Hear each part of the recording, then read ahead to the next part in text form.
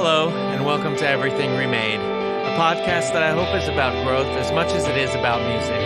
I'm Sean Decker, and I'd like you to hear something.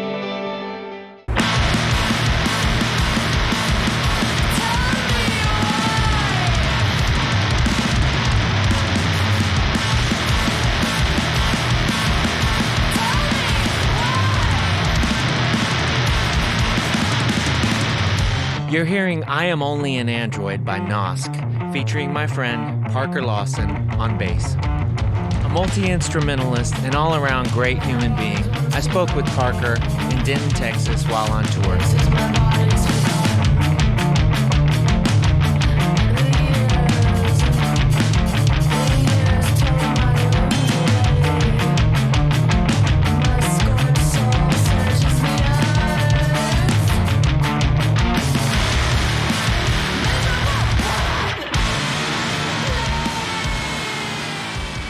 I was born in Arlington, Texas, and I have like two half brothers and sisters, or like I have a half brother and a half sister, and then I have like a younger sister that we have the same parents. And so I grew up in the same house with all my siblings, and then my mom and my dad, and then my mom and my dad got a divorce when I was like 14, something like that. Yeah. But then my dad still like stayed there for like a really long time, and like didn't move out for like a really long time. They just like, my mom just like took over the living room, and then my dad like had their room. But yeah, that was, Arlington sucks. Yeah. Is it far from here? It's like 45 minutes from here. It's not super far. It's like a suburb between Fort Worth and Dallas. It's like right in between. Is it very small? It's actually huge. It's like one of the biggest suburbs of all time. Okay. It's like, there's like a Six Flags there. There's like a Hurricane Harbor. The Texas Rangers Stadium is there. The Dallas Cowboys Stadium is now there. Oh, that's where the Rangers are. Yeah. Oh shit. It's all in Arlington. Yeah. It's like, it sucks. It's like the worst place ever. Oh. Yeah. Well, that sucks. Yeah. Yeah. My parents got divorced when I was like 12. Yeah. And I don't know. I don't know if that was like like, did you feel like that was like maybe not the worst time? Yeah, like it was like fun. Like I definitely like, I think in the moment, like when it like happened, like I initially was like, I remember like right when they told me, I was like really upset. And I remember I just like called Miles and just like talked to Miles for a really long time, and then, but then like it was like, I don't think I really struggled with it after that. It was like just like I had like a knee-jerk reaction where I was just like really upset about it, and it was just really, and I just felt really weird, I think. Yeah. But then like, it was what happens now? Yeah, exactly. Yeah, like yeah. I just like was I think I was just confused. Yeah. And then it was also just like, yeah, it was weird. But yeah, but it definitely like, I think it was like a fine time. Like like I think if I had been younger, I would have been like not been able to figure out my confusion. You know what I'm saying? Because like I definitely was still confused when it happened, but I was able to be like, this is what's going on. Yeah. Whereas if I had been younger, I would have just stayed confused and like almost like I didn't even know this is a thing that ever happened. Yeah. Because like I think that's how my younger brothers were. Yeah. You know, and I always was kind of like, well, you know, and I didn't have a great relationship with my dad either. So. Yeah. But that's beside the point, I guess. But I always just was like, wondered, you know, if other people felt similarly. That definitely, maybe, other than being like an actual adult. An actual adult, yeah. Which my half brother and sister were, because they're like 8 and 9 years older than me. So they were like in their 20s. Yeah. Yeah. Yeah.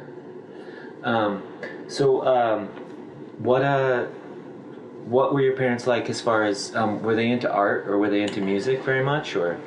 Like, no. Like, not even in the slightest. Like, not even just like playing jams around the house? There was like, growing up, like the only music I ever heard was like worship music, like at church. Or they would play, the only radio station they would play was like our local Christian radio station was 94.9 KLTY. That was the worship at church, worship at home, and then and it's not even good like not even like pretty like choral hymns or like gospel or anything cool. Literally just like awful like a guy with acoustic guitar. Oh, well, granted, there's some like I don't know. I still fuck with like DC Talk, and like Newsboys, like because those were like the only things I like heard. I had a Newsboys tape and a DC Talk tape when I was a kid, and I was like, this is sick. But that was like I didn't know that there was like I didn't know that what bands were or like that people made music outside of just like playing it at church until I was like. If 6th grade or something like and what was the first stuff that you can remember hearing that wasn't my older brother didn't really listen to anything. My older brother and sister were really into theater and like musical theater and stuff, so I heard a lot of musicals and stuff. So I guess that was like it was either the only music I was aware of growing up was like church music, like just shitty worship music, or musicals. So it's almost like you weren't hearing music that was made just for the sake of making it. Just for the sake of making it. Yeah. It was. Yeah, and then my sister, thankfully, my older sister listened to, just actually liked music and listened to music, and she made me a CD with like Weezer. She bring me a CD with like Weezer and Dashboard and like 311. And I'm trying to think what else. It was like a bunch. Jimmy Eat World. It was like a bunch of stuff. And then that was in like 6th grade. And I also some friend of mine that in elementary school just like randomly gave me like a burned Creed CD.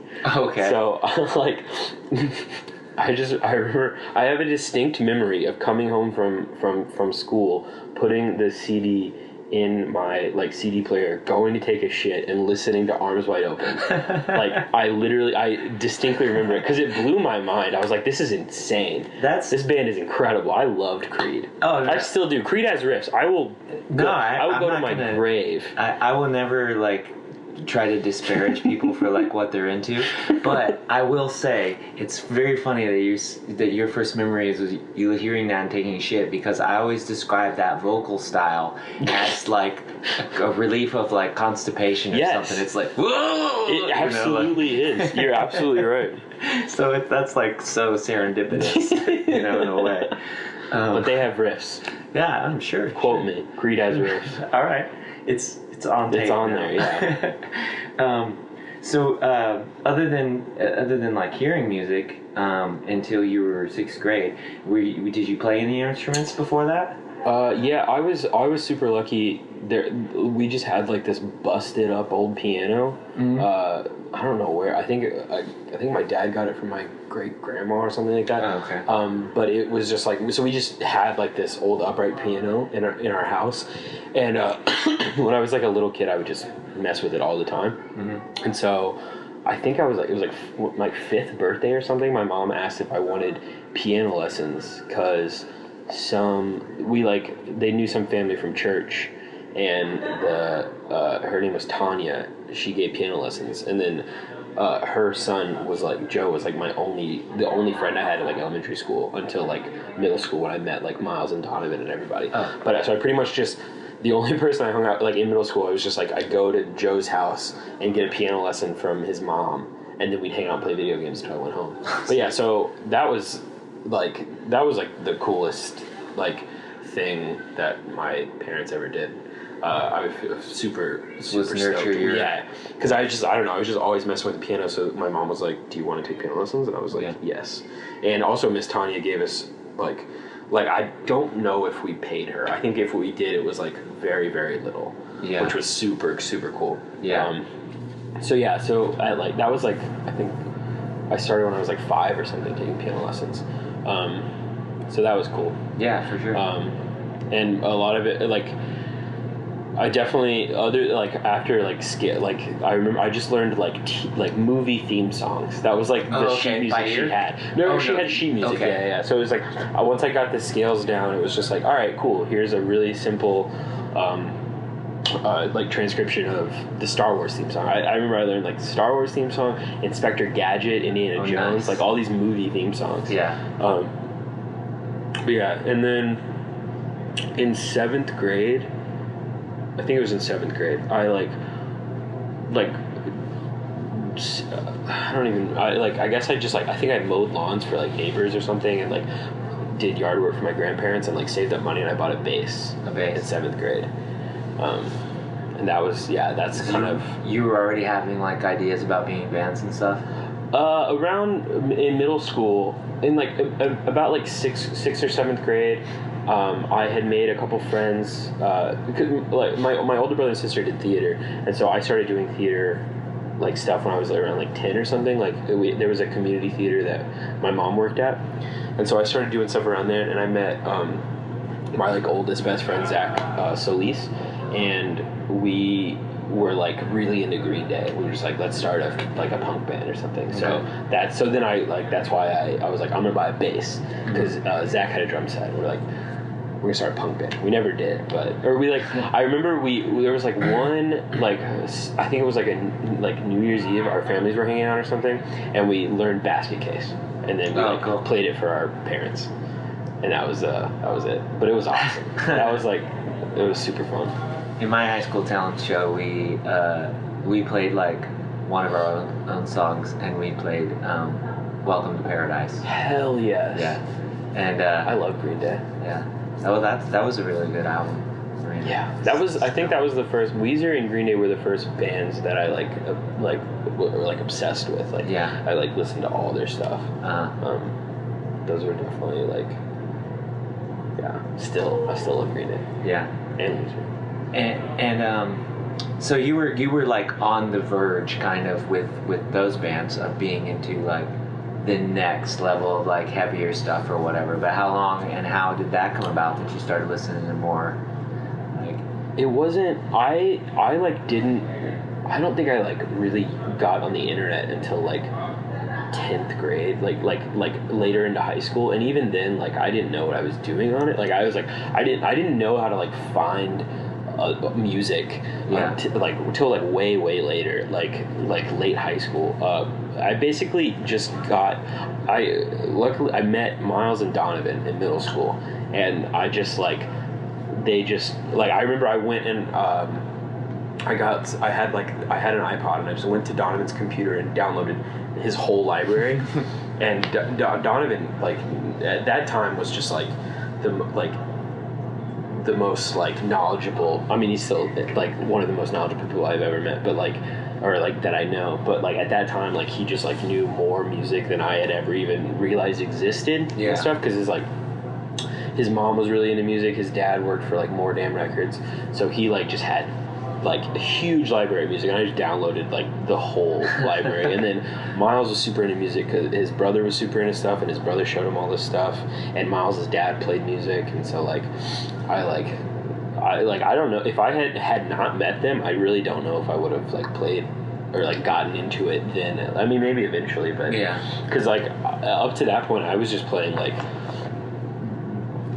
jazz piano stuff. Like that was like the most like stuff I was like playing. Mm-hmm. And then I like wanted to play like bass in a punk band or something. Mm-hmm. But yeah, that's basically all the music from like middle school to like late high school was just like the only stuff I listened to was just whatever Donovan and Miles showed me that I was really into. Mm-hmm. Which are like Miles and I listened to like My Morning Jacket a lot, and like Donovan showed us Torch and like Queens of the Stone Age. Okay. And so those were like, Torch was like the first like, I guess like heavier thing that I was like, this is the best thing ever. And do you feel like when you heard them for the first time that you do you feel like you heard something that changed significantly the way you felt about the way music made you feel? I think so. Like almost like a catharsis. Yeah, feeling? Definitely. Like it was like other maybe I feel like Yeah. yeah. It's just. I definitely remember like being in Donovan's car, and the first and he put on like Neanderthal by Torch, and I was like, I've never heard anything like this. This is like this is insane. Like, that was definitely like a life-changing moment, I guess.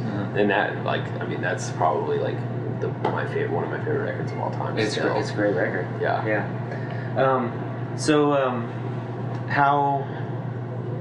How long was it until you started playing in bands? I started. Miles had a band in middle school with some of his friends, and in like 8th grade they asked me to play like keyboard. Okay. And so that was like the first band we were ever in, and it was terrible. Did you play shows though? We played some shows. Yeah. We played. There was this like club thing, like venue in Fort Worth called The Door.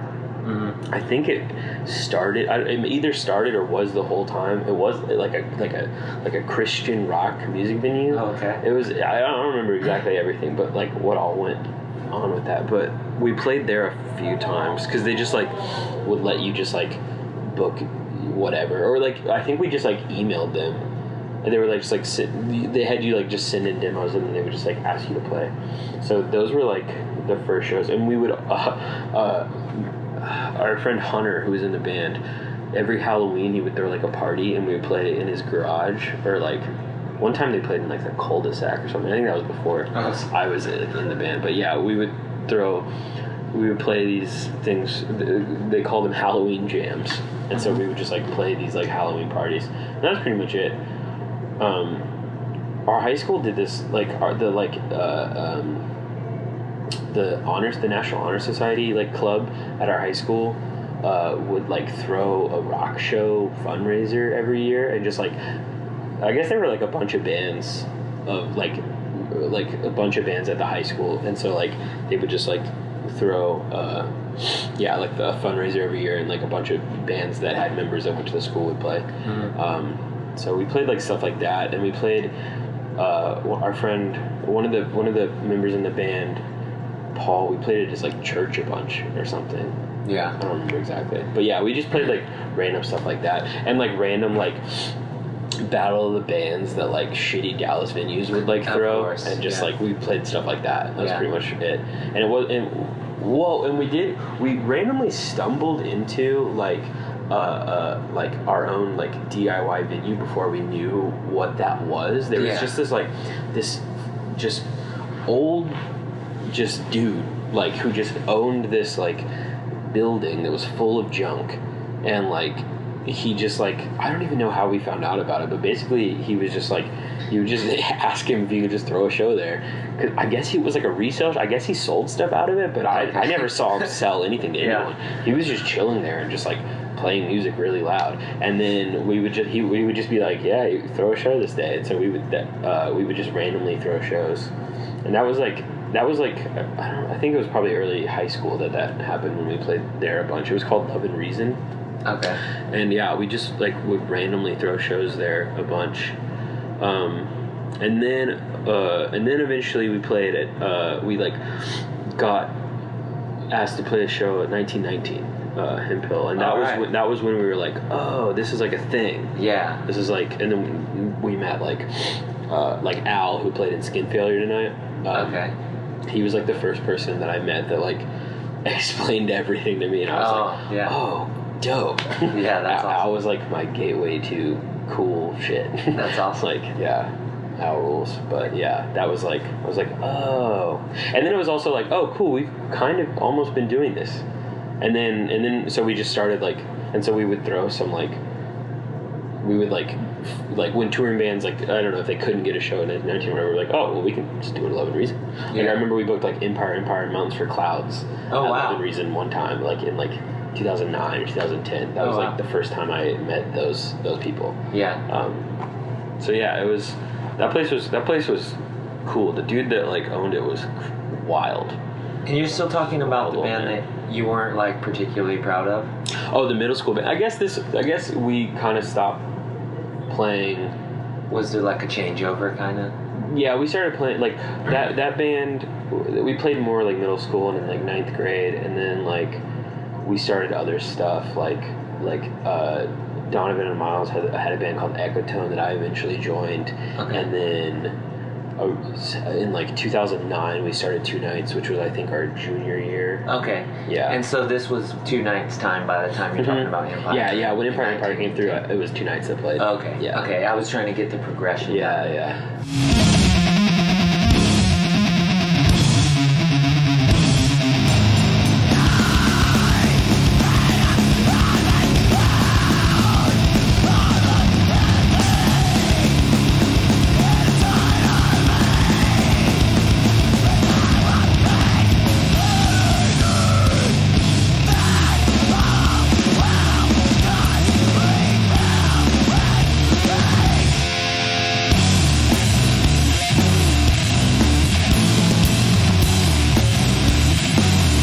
So going back to the band that you weren't particularly fond of, which is like everybody's gonna have. Oh that, yeah. Well, I mean, it was incredibly fun. Like, yeah. it Well, was that's like, what I was gonna say. Is like, but by the first time you got to play a show, though, regardless of how you look at the music now, yeah. What was it like when the first time you played a show? I mean, it was the best. It was it was the best, and also like unbelievably embarrassing because like we were. You felt that at the time?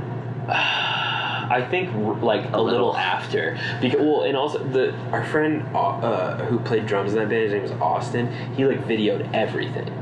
So and then he like would like had like a YouTube and just like would upload it all to YouTube, and then we'd watch it, and I would just be like, God, what was I doing? So like, you thought we were pretty sick, and then you watched. In the time I was like, man, I still feel like that. Oh yeah, though, honestly. Same. I hate like watching this video, like, but man, it was just like, it was just like, oh God, what was I doing? I can't tell you how many times, like, to this day, people are like, will post a video that I haven't seen, like, on Facebook, on your wall or whatever. Yeah. And I'm like, awesome, thank you. And like, sometimes I watch it, but usually I don't. Because I have this morbid fear, like, it's weird watching yourself do stuff. I had a great time. I just want to live in that feeling. Exactly. And,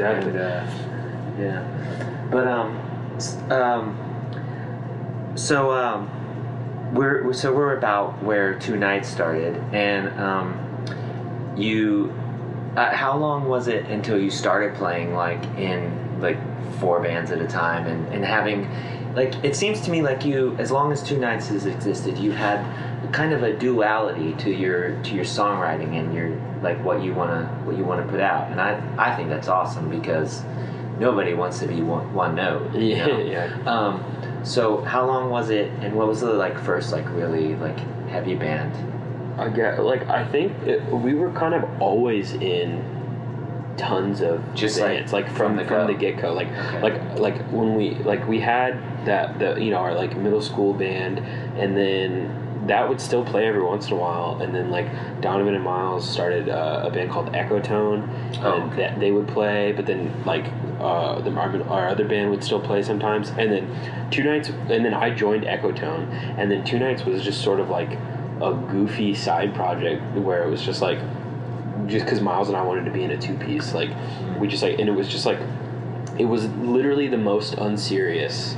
Like we were all more into like more like, I don't know, like I guess in my head, and I think in like Miles and Donovan too, it was like Ecotone was like we were like more serious about. Two Nights was just kind of like a throwaway, just like we were just like messing around, because like one of the first Two Nights shows we literally just like played a couple of the riffs that we wrote at like our friend's birthday that we weren't even playing. Like it was like some other bands were playing, and they were like, hey, do you want to like play some stuff? And like there was only a bass, like there wasn't a guitar, so I just played the riffs that we had like been messing around with just on bass instead of guitar.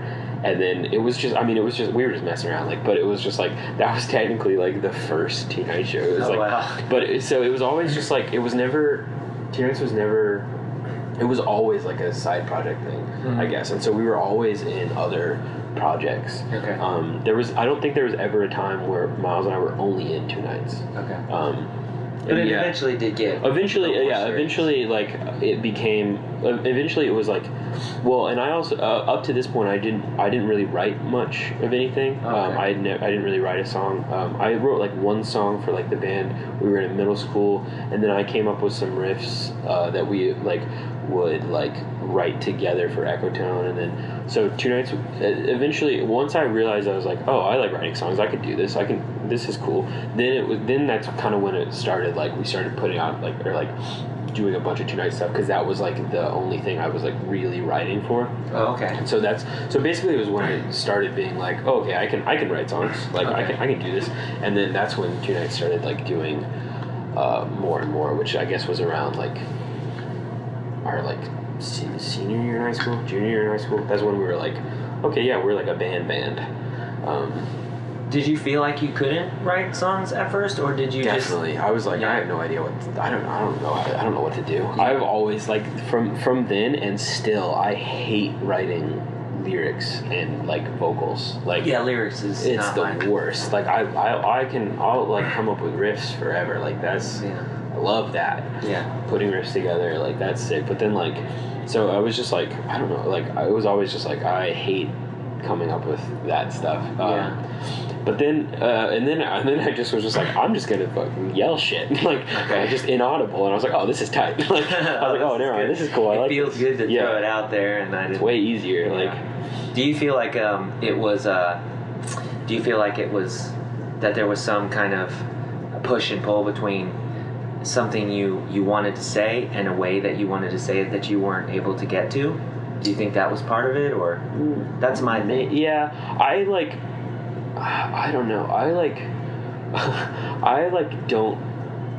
I can't think of like words or like way to say things, and I also just like, I don't know. Like I listen to my friends' bands and like read their writing and like all this stuff, and it's just like, I mean, I'm friends. I luckily to be friends with like some incredibly talented people, and it's like I like read these things, and I'm just like I don't know how their like brain works, because it's like I feel like I don't have any like there's sometimes and it's like, okay, I have these riffs, I need to finish a song, and it's like what should I write about, and it's just like and then in those moments it's like I have no thoughts, like what have I been thinking about lately?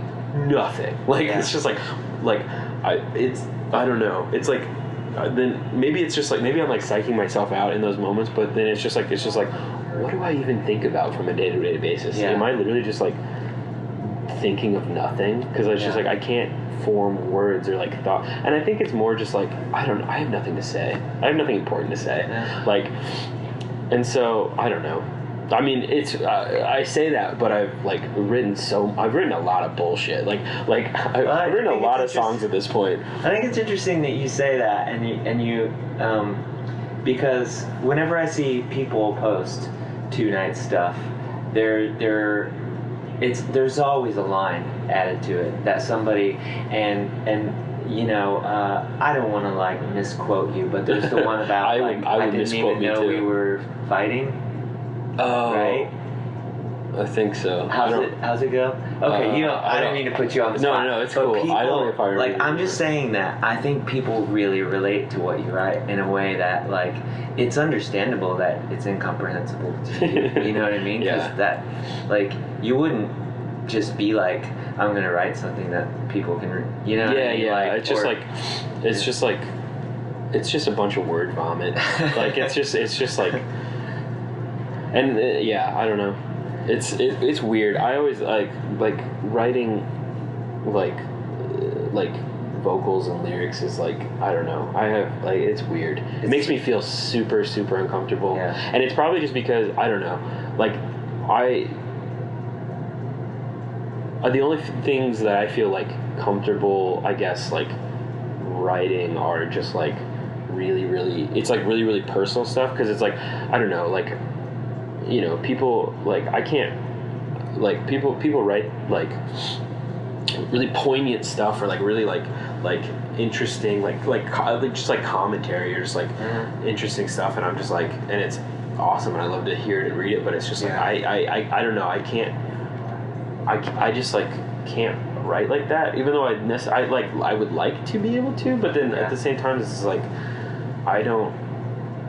But also my like takes on it are like I don't have any like special new things to say about these things. That's the way it's always like when you read something that's about a certain political stance or something, and you're like, how did this person say that in a way that's still completely relevant and honest and fresh and like it's awesome. Like I wish I could do it. And I'm always just like, wow, this seems like I don't really know what I'm talking about. It seems like this really anytime I've tried to, I'm just like, this is pointless. Like this is not saying anything using or like so I guess just like that's why most everything I've ever put out is just like me whining about being like deeply personal stuff, like just like but that's also just like I don't know, it's like that's the only thing I know. I don't know anything about I don't know that's shit about anything. I mean, I feel like whatever people need to sing about, sing about it, of course. I still try to do the other thing. Hopefully one day I'll feel like I'm okay at it. I feel that. So I was talking before about how I feel like there's always a duality to like the stuff you write. Like there's stuff that's heavier and darker and aggressive, and then there's stuff that's like that sounds really nice and clean, and even if there's yelling or whatever, you know what I mean.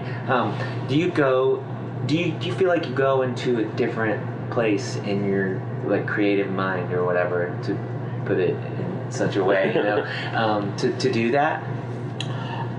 I don't honestly, I don't think so. Other than maybe just like different like I mean some are definitely like big changes, like tone wise, like or like maybe like melodically, like stuff will be like darker, or like, but I've always thought that I could have made like of all the different bands I've been in, like I have always thought that I could have just been in one band and used all of it and like made it work, made it sound slightly more cohesive. Like I like when one band has an incredibly vast sound, you know what I mean? So it's like awesome. I wouldn't have necessarily minded having like all over the place stuff. I mean, even like Two Nights has kind of been like has had multiple different sounds. Yeah, I feel like we were like a Maps Analysis rip-off band, and then we were like wannabe Maps Analysis band, and then we were I didn't mean like, specifically Two Nights, like because you got lots of other things like Crisis Management Squad. That's it, right? Okay, I thought as soon as I said Squad, I was like, maybe it wasn't Squad. no, okay. You nailed it. But I've always thought that if I had only been in one band, every song I have written for all the different, like every riff I've written for like any of the bands I could have made work. I can see it. Because I don't necessarily like they're all written. It's all kind of the same. I feel like you could listen to it and like I don't necessarily write differently too much. Like some of them like I guess Fleshborn was like, we're gonna do like tremolo picking and blast beats like a lot, and we're gonna have like a huge like wall of fuzz. But like if you like turn the fuzz off and just like play the song, like most of Fleshborn is in like an open tuning, and it's like really like pretty melodic like guitar parts. We just played with a shit ton of fuzz and then like blast beats. At least at the beginning of Fleshborn, but yeah, I definitely don't. I guess I try to make them sound like the different bands. Try to make them sound like the different bands. Yeah. But it's definitely I think it's less of me and more of the other people in the bands and presentation, like the different gear or whatever. Exactly. Yeah. Like, I think I think I write the same like I pretty much can't write. I write one way. That's the way I've felt too. Like I'm like, I want to make a band that sounds like Texas is the Reason, and I'm like, there's still screamo riffs in this. Like, what am I doing? So what was the first band that you went on like a longer tour with? 2 nights. 2 nights? Yeah, 2 nights was the first band and we what ever was went that on tour like? with. It was like a half of a great idea and half a really bad idea. Okay. It like was, before it even started? yeah. Okay. Well, it was, we knew we wanted to go on tour because it was like, we started playing in 1919. We met all those people. We met like innards. We met like all these people. We realized that it was like a thing, and it was like, we could do this. Like you know, we could easily, like, we could figure this out. We should try it. And so we left like 4 days after we graduated high school, and it was a 5-week tour. Ooh. That was that's a big that's a big baby to take on it was first time. It was wild. It was like, I honestly, I'm like, looking back, I'm surprised that we wanted to keep touring after that. Just because, well, but I mean, at the same time, like, for the most part, I had a great time. Like, it was also just like, I mean, it was just like, we had dreamed of doing that for like literally the entirety of high school, and it was like, we got to do it, and it was like, it almost fell apart so many times, and then like, because like we were gonna borrow Miles's uncle's van, I think is what it was, and then at the last minute he was like, no, you can't take it, and then we were like, we don't have a car, I guess we're not gonna go on tour, and then my grandpa was like, you can take my truck. Okay. And so and it had like a topper on the back, so we went in this fucking like jacked up Ford F-150 with a topper on the back, and we were like, fuck it. Mm-hmm. And it was great. My grandpa still drives that truck, so we didn't ruin it. Put the truck on Discogs. There's the have, want, you know. that truck was awesome. But yeah, that, and like, it was way too long. It was way too long. It was you too long. didn't. You didn't just dip your toes in. No, you we just jumped like, right in. Screw it. No finger on your nose. You know, nothing. Yeah, let's see if we hate this or not. But we didn't. Yeah. The next one we went. The next tour was like a year later, and it was Innards and Father Figure, and it was 6 days. It was like the complete opposite. The one you should have done first. Yeah, exactly. Yeah. And So we were coming out on this tour, and we were about 4 hours into the drive, and I just randomly go, fuck, I left my suitcase at the house, and so I have no clothes, and I have no didn't have like my sleeping stuff. What's the like most embarrassing or like dumb thing that's happened to you while you've been on tour? On tour, because this is rookie stuff here, and you have done this so much. I know, and I was like, but hey, the upside, I left it at my own fucking house. That's true. Not somewhere else, true. right? So I'm trying to think of anything. I've definitely like just left without like a toothbrush. Like, I mean, that's super easy. The thing that sticks out that sucks the most, but it wasn't my fault, was the first tour, the 5-week long one. We were in like Boston, and it was like just, we were already I was already having a bad time. We like played a show in like Connecticut. The person we were on tour with really wanted to go to Boston to stay instead of staying in Connecticut, so we're like, all right. So we drove overnight to Boston, and like the people like waited up for us. Like, they were clearly like tired. Like they stayed up for us to get there. We like we park, we bring our stuff in. They're like clearly like half asleep. We're like, shit, sorry. And then they were like, where did you park? We told them where we parked. They're like, oh, you have to move it, you'll get a ticket. We're like, damn it. So then we just dropped our stuff in. The person we were on tour with just basically immediately went. It was like, all right, I'm gonna chill here. And so Miles walked with me to move the truck where we were supposed to park, and then we walked back, and the door was locked. And we basically got locked out, and like we were calling. We weren't gonna start knocking. It was like 4 a.m. Like, we're not gonna. We didn't want to wake anybody up. We were calling the person we were on tour with, and they were just like immediately asleep. So we just like chilled on the porch and talked like all night, and then we realized that we were like, oh shit, Boston's like on the sea, like we should just like go to the beach.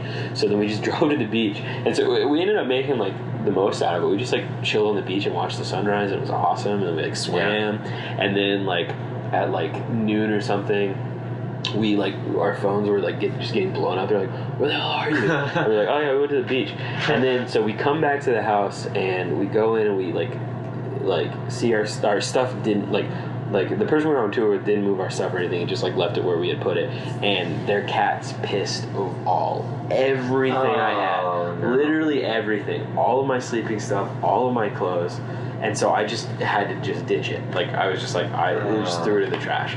So, and that was like halfway through the tour. Like God. we were in like Boston. So we went like all the way down to Florida and then around back home.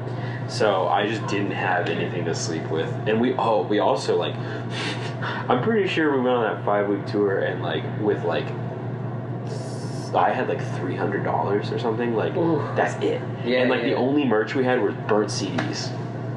Wow. It was dumb. I don't know how we survived. Like, we got really lucky that we made any gas money, like, at these shows. Yeah. And so, like, we got super, super lucky. But, yeah, so I didn't have, like, money to just, like, I just had to, like, if we, luckily, I think we just got lucky and we stayed at really nice people's houses, like, and they just, like, had stuff and let me sleep with their stuff. Like with their blankets and pillows and stuff. Yeah. So I got super lucky. But that was like the worst. Yeah. I've had like, other than like some crazy car shit that's happened, like most every tour I've gone on has been like really low stress and like really like just fine. That's awesome. Which is super lucky because like, it does not happen. And I've been on I've been lucky enough to go on a lot of tours, and like that's the worst thing that's happened is cat's pissed all over my stuff. Yeah, that could be a lot worse, but that is pretty bad. Yeah, I mean, it definitely sucked. But it was also the first one. It somehow did not sour my mood on tour. You're still doing it. I was just like, yeah.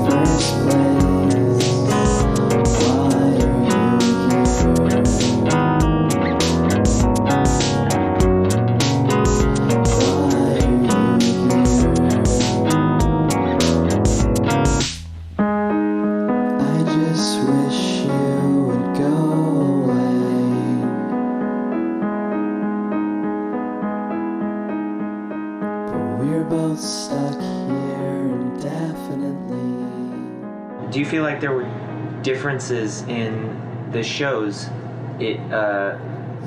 that you played it as 2 nights versus some of your heavier bands? Really, the only difference was just like maybe the bands we were playing with. Because Because you're still booking with the same people. I'm still booking with the same people, and it's like the people that come to the shows I book are always just the same people. You know, it's like just the same friends. Yeah. And so. But even while you're out, you know, in places that you hadn't been, did you in those cases on like tour, like we definitely like. But then even most of the time, like when I would be booking like. When I would book like tour for like Fleshborn, I was using contacts I met with Two Nights. Right. So it was like they would like maybe put like heavier bands on the show, but I still knew all the people. Yeah. Yeah. So that's like the shows I like we never, and we were also like none of the bands I've ever been in have been in like completely different scenes or anything like Fleshborn never really played in like the Dallas metal scene or anything like even though like that's the closest band I would have been in that maybe could have like played in like that scene, because there's like a huge Dallas metal scene I don't know anything about. I know a few of the bands, but like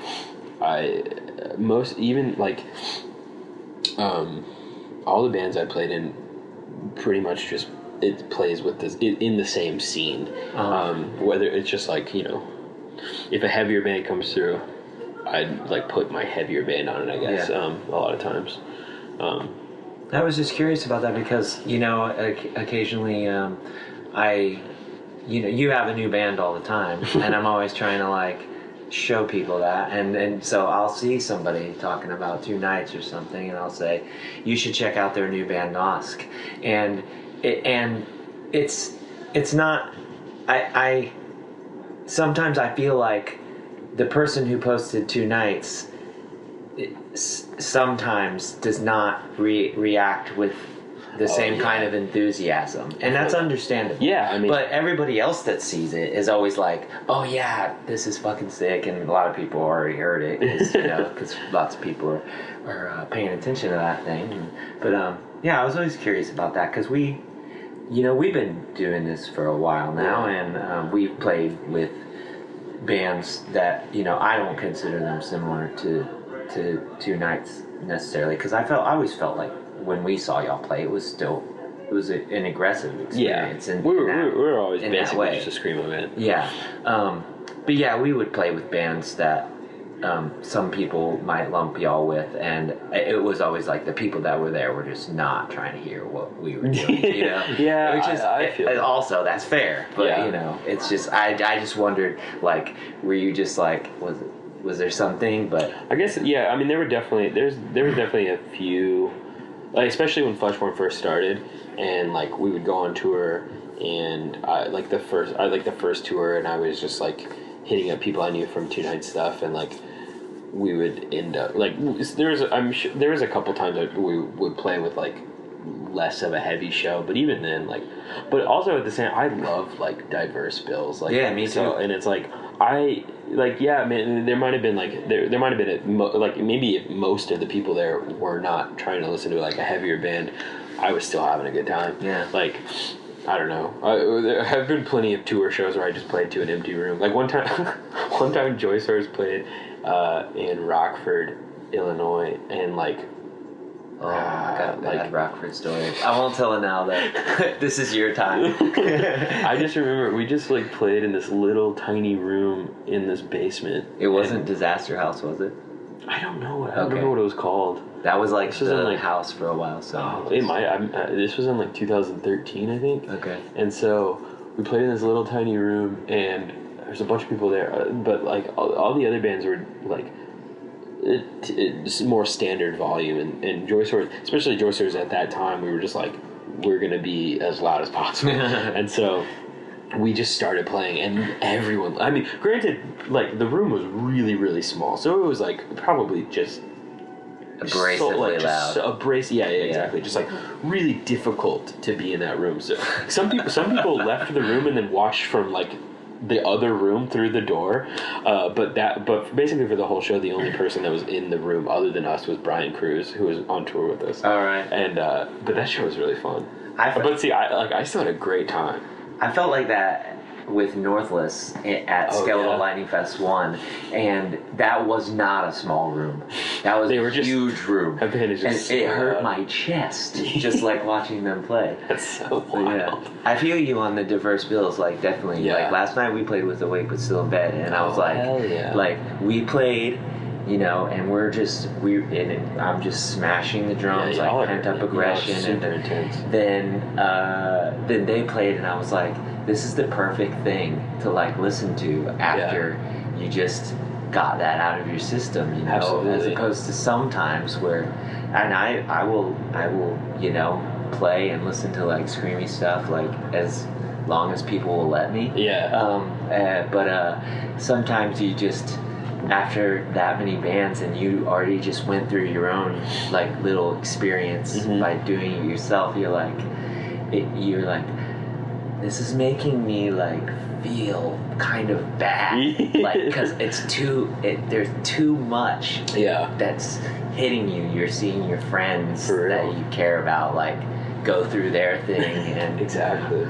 I feel like every time. I mean, we listen to like we all listen to a really like diverse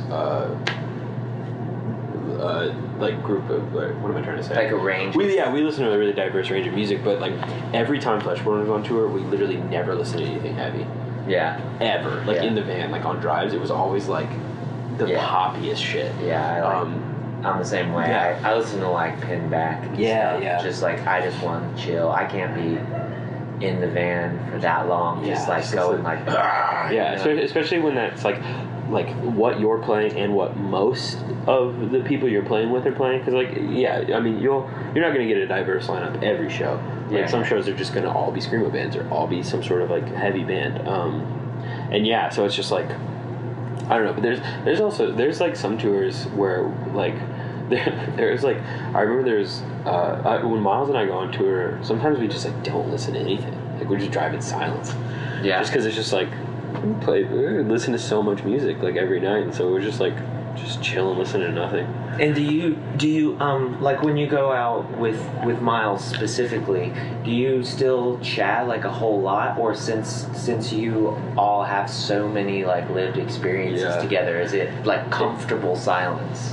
It's from Miles and I have been like we've been like best friends since 7th grade, and we have spent like an insane amount of time, especially like granted like in the past like few years, like he's married now and like we still don't spend as much time together, but like it's still the same. But especially then, like when because like you know we spent like we like hung out every day in high school, like literally every day. Like we'd go to we'd go to Donovan's house after school pretty much every day, and just like play music and shit. And then we moved to college and lived in the same dorm, and then we also lived in a house for like a few years together with a bunch of other people. But like from like probably from like after like I don't know, like 10th or 12th grade, like we've said everything we needed to say to each other. Like we know literally everything about each other. And so like from I'd say from like the end of high school till now, we probably spent if we're hanging out, most of the time we're not talking.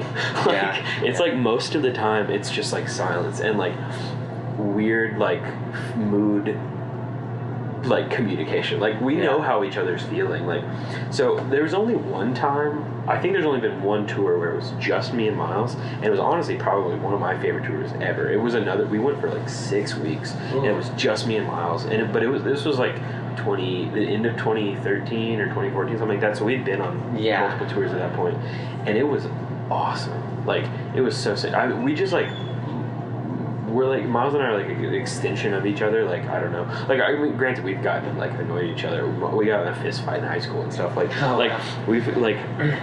But like I don't know, we're there's no one other than like basically other than like Donovan probably, like I'm like completely comfortable, and so a lot of like that probably most of those drives on that like tour with just Miles and I were just in like complete silence, just like talking when we need to talk, but like it was like the least awkward thing ever. It was just like really really comfortable. It was basically just like being alone, but with someone. Yeah. Like it was dope. I don't know. It was awesome. I would love to do that again. I don't know if we ever will, but it would be tight.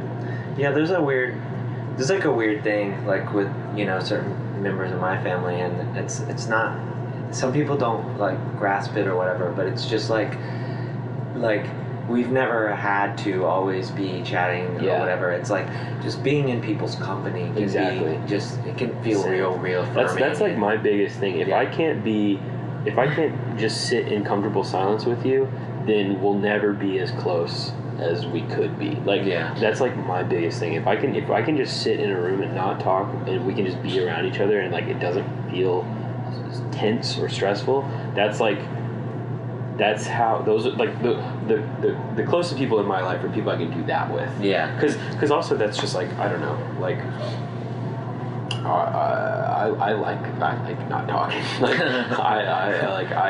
like I said earlier, it's like I have nothing to say most of the time. Like so those are the people that are like my closest friends, are people that I don't need to talk to. Yeah. Or like we can just sit there. And that's how you almost realize like, oh, yeah. Yeah. I really like this person. Yeah. You know, we're just chilling. I wanted to ask, so before my children were born, I was in some open relationships, and I know that you also. Now back then, like I never heard the word polyamory, you know, and I think probably the first time I did hear it was only just 5 years ago or something. But I know that you are in, or how? Okay, I don't know how to say. So do you say I am polyamorous, or I practice I don't know. I don't mean guess to it's sound like, ignorant. No. I mean, That's why I don't know either. I guess it's probably just like a personal choice, like whether you want to say. I like to say, like if people ask me, or if it comes up, I typically go with I'm non-monogamous. Oh, okay. Just because, and also just because polyamory sounds really close to polygamy, and like polygamy sucks. Yeah. But so like I tend to go with like non-monogamy. Okay. Like I'm non-monogamous or something like that. And it's also just because people know what monogamy is. You know what I'm saying? Like, so it's just like you throw non on there. People. It's like there's just there's less of a chance of people being like, what are you saying? What is that? So yeah, that's typically what I go through. I feel like I didn't hear the term polyamorous until maybe 4 or 5 years ago. Yeah. I like the notion of non-monogamy and like open relationships I had known of for like a long time, but yeah, polyamory was definitely like a newer word that came to me. I don't know, it was like 22 or 21 or 22 or something like that. Do you feel like living where you live, do you feel like you run into a lot of people that don't understand that point of view, or that the way you want to live? I think so. I definitely like. It's not something you talk to a lot of people about. Yeah, it's kind of more that. Like recently I've kind of run into a few like more people. There's just not necessarily, at least I am not aware of it, or I'm not necessarily a part of it. Like it doesn't seem like there's a big like non-monogamous community like here, whereas like, or at least it's like, I don't know, maybe just like I see like friends in other parts of the country that like it seems like there is like a bigger non-monogamous community or something like that. But I don't know, maybe I'm just like not aware or like not paying attention, because I don't really do anything. I don't like I also don't like necessarily like talk to people about it that much, like unless it comes up, or unless like, you know, something's happening between me and someone else, and I'm like, hey, if you didn't already know, like you should be aware, like but yeah, stuff like that. So but recently I've there's been a few people that I like you know, I've gotten new jobs and I like meet people, and I'm just like, oh, I find out like randomly that they are also non-monogamous. Oh, okay. That's super cool. But it's like it doesn't happen that much, and there's definitely like I mean, I don't talk about it that much, but times I have, people are all like, you know, I'll bring it up or something. Like when I meet new people, like new coworkers or something, they'll be talking about it, and I'll bring it up, and they'll be like, "Oh, wow, that's wild!" Like, I could. The thing I hear is I could never do that. Like that's that's the thing I always hear. It's like, oh yeah, I'm not an artist. Oh really? I could never do that. That's like the thing I hear the most. And is this have you had any part of this conversation with your parents? I have talked to my mom about it a little. I've talked to my mom. I've told my mom about like my like gender identity and my like sexual orientation and like my beliefs on monogamy, and it's like I think she understands. I think she, but also like with my mom, sometimes it's just like I don't know if she was really listening to me, you know what I'm saying? Like, because it's just like, I think sometimes she just kind of glazes over stuff. But there was no strife. No, yeah. I was like, my mom has always been like, whatever you want to do, like, cool, whatever. Like, if it causes her like to worry or turmoil, she kind of just forgets about it. Like she's just, I'm not gonna think about it, kind of thing. I have not talked to my dad about it at all. Yeah. You think that would be a different conversation? Yeah, I don't know. I've never told my dad about. I've never like had a conversation about like my like my sexual orientation or like my like being non-binary or anything like that. Yeah. And I doubt I ever will. We're just like, it's just like not.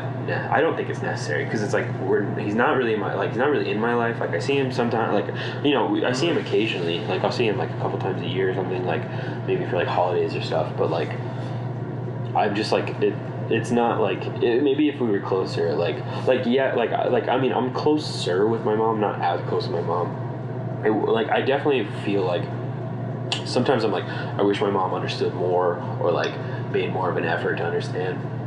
But then at the same time, I've never like asked that of her, and I think if I did, she would be more like she might make an effort. My dad would like it's just like moot. Like there's just no point. I feel that way with like I haven't spoken to my dad in a long time, so that's whatever. But I feel that way with just a lot of people, just generally, you know, and I don't know that makes you feel any like differently because it's, you know, someone you're related to. Like, do you feel like there's like a desire that you can't put your finger on to maybe like for them to understand? I mean, definitely. Like, I mean, most like there's like I mean, I have a lot of like parent like father like issues. Like I would like absolutely kill to be like close with my dad. Like that would be like it's like you know going to like therapy and like figuring stuff out, and like you realize it's like, oh yeah, that's like a huge like problem that I have, is that I really wish that like I had a relationship, like a good relationship with my dad, like so it would be like awesome, but it's just not ever gonna happen. And so it's like and like the people in my family that I am really close with, which is like, I mean, the person in my family, the people in my family that I'm the closest with is my older half-sister and her husband, and they are like insanely supportive and like get it and are awesome. I'm like pretty close with my brother. He doesn't really get it. But at the same time, I've never just like sat down with him and been like, this is what is up. I don't know how he would react to that. So yeah, I don't know. But like, I basically like, I don't know. I definitely have like, get like familial closeness with like a chosen family kind of a thing, more so than like real family members. But then I do also like, I am really close with my sister and my brother-in-law. They're the best. Like, awesome. Well, my little sister, like she gets it. I think she gets it. She's younger. Yeah, you know, younger people are gonna get it. My nieces are also super dope. And get it and are super cool. So that's tight. Yeah, for sure. Yeah. It's a different world. Young people are gonna get it. They're gonna get it. I mean, they're living through it. Exactly. They're not coming to these realizations later. Yeah. So They're literally like me, growing up with it. Yeah. I'm like, whoa, these are the things that I've not been able to say. Yeah. But if you were able, not necessarily to your dad or your family members, but just to whoever, if you were able to just like say, if you were able to dispel like certain common notions about non-monogamous relationships, like the things that people always say, like, or assume about it, like what would you say to people that don't know anything about it? I think a lot of I think like a typical like thought that people have about it is just like that you're just like sex crazed or whatever. Like it's just so you can just like fuck constantly. Yeah. Which, I mean, there's also nothing wrong with that. Like, if you want to be in open relationships so you can fuck constantly, then do it. Like, yeah, that's have a dope. good time. But also, I mean, if you're straight up with people that you're involved with, there's really a lot of the non-monogamous people I know are also like ace, and like so it's just like, and they're like, it's not about sex like really at all for them. It's just about like romantical feelings, and like, so it's literally different for everybody. There's nothing wrong with wanting to be non-monogamous because you like to have a lot of sex with a lot of different people, and there's also nothing wrong with being non-monogamous and literally not wanting to have sex with anyone. Like, I don't know. Like, I'm trying to think of other like stereotypes. I guess some are just like, well, if you really loved your partner, like, then you wouldn't want to be non-monogamous, which is just like, I mean, that's just stupid. Like, it's just like, do you not, like, why do you feel like you only have the capacity to like feel love for one person? Like, like why can't you just like love is limitless. Like, I feel intense in huge amounts of love for like so many people, and people that I don't have romantic relationships with. There's also just like, well, there's also the notion that like, I don't know, romance is like so tied to like sex and like, I don't know, monogamy a lot of the time, that people discount like romantic friendships or like platonic romance. Like, romance can be, I don't know, it can be so many different things. Like, I feel romantic about some of my like best friends that I'm never gonna have like an intimate like, or like sexual or like typically like romantic relationship with, but I feel that sort of feeling about them. You know what I'm saying? Where it's just like I have this like deep love and love to do things for them, and like, you know what I'm saying? So it's like, I don't know. There's just so many. Like, we get locked into thinking about these things, like, or we just, you know, we're trained to think about these things a certain way, and it's just like, once you start to unravel it, you just start realizing that like, I don't know, like the things we thought we knew and how they worked are just like, why? Like, they, like, who said that's how they work? Like why do they work like that? You know what I'm saying? So I don't know. It's interesting. It's also really confusing. I think I think what's really important to me is and part of the reason why I wanted to do this is I just want perspectives, you know, from people that I care about, you know, that I admire, you know, and I want perspectives that are different than my own. And even like I said before, this is something that I've lived through previously in my life, but like, you know, I'm not at that point anymore, but you know, I can relate to it for sure. And I want to give people opportunity to say, you know, something that makes other people think about it. And this doesn't really relate to non-monogamous relationships, but it does relate to what you were saying about love. And it reminded me, when you were talking about that, about one time when my oldest child, when we first had our second child, he asked, how will I be able to love him as much now that there's another child?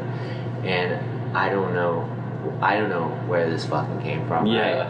So, but I still feel really good about it. I said, if you have a glass and you sit it outside in the rain, and it fills all the way up, and you have another glass, the water doesn't just go to the one glass. It fills both glasses, and that's what love is like. It can fill as many glasses as it needs to. And I don't, like I said, I don't know where that came from, but I felt great about it. And how did they react? Were they like, no, it was great. The reaction was great. I feel like, if I had been, I mean, if someone told me that now, I'd be like, hell yeah. Well, I just did. Like, yeah, you did. And I also was just like, hell yeah. So yeah, that rules.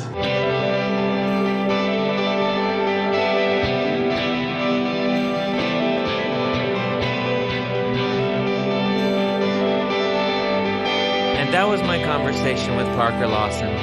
Thank you so much for taking the time to chat with me, Parker. I really value our friendship more than I could ever hope to put words to. Whether it's having ice cream sandwiches on my couch or our duet of Table for Glasses in the van on tour. I'm so glad to have gotten to know you. Until next time, take care and do good things.